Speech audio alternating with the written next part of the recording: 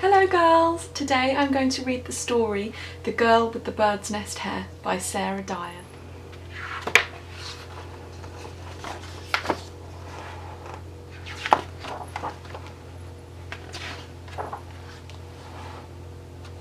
Holly was just like lots of girls.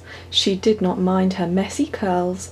Holly did not like her hair being brushed, much to her mother's utter disgust. Then one morning she awoke to find a little bird had arrived. It had settled down to have a rest and made Holly's hair into its nest. Her mum, however, was not so sure. She was worried there might be more. "You cannot keep it," said her mum, "just in case more of them come." Soon enough a second appeared, which was as her mum had feared. "I should give my friends a good feed. We must go and buy some bird seed." As they went off to the shops, birds gathered in the treetops. 2 little birds soon became 9, but Holly thought all this was just fine.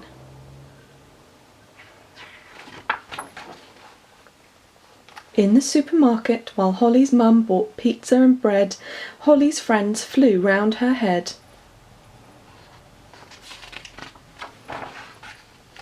"Your hair is becoming a bit of a crush.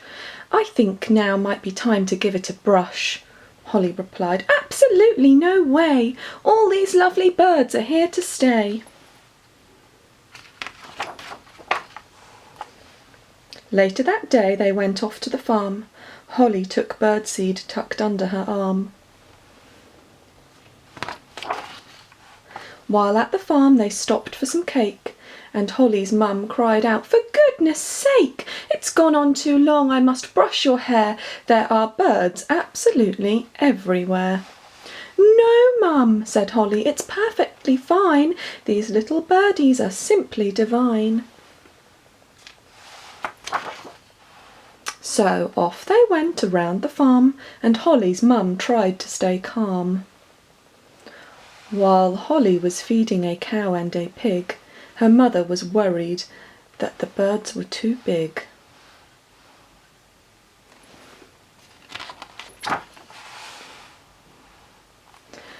On through the farm Holly skipped, gathering pace. By now, though, her hair was running out of space.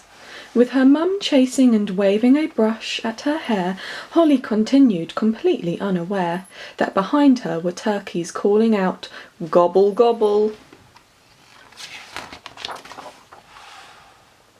Jumping onto her head, they made Holly wobble, but that was nothing compared to what was to come as Holly cried out for her comb and her mum.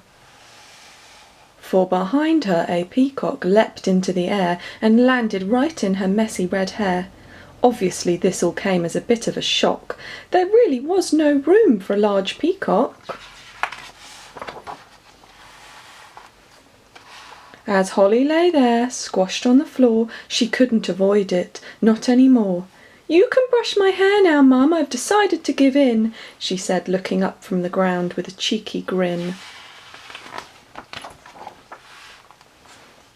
And that's the end of the story. I love this back page because you can see all the different birds.